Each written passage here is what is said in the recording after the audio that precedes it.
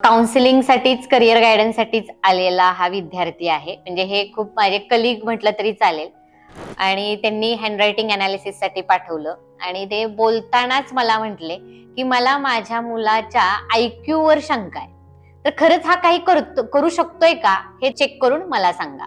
तो मुलगा आला, त्याचं हँडरायटिंग अनालिसिस केलं आणि त्याच्या पप्पांनी सांगितलं होतं की मी ह्याला बहुतेक BCA ला ऍडमिशन घेणार आहे, पण त्याला BCA ला ऍडमिशन घ्यायचं नव्हतं.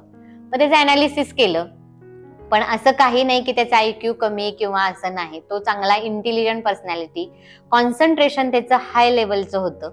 मग त्याला मी म्हटलं तू ऍग्रीला का जात नाहीस, कारण तुझं गुड विथ हँड आहे, कॉन्सन्ट्रेशन लेवल चांगली आहे आणि तू प्रोडक्शन मध्ये खूप छान काम करू शकतोस.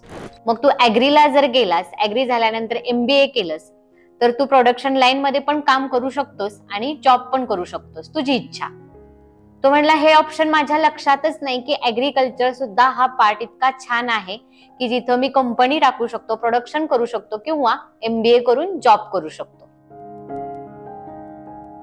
शेअर करा, लाईक करा आणि सेव्ह करायला विसरू नका.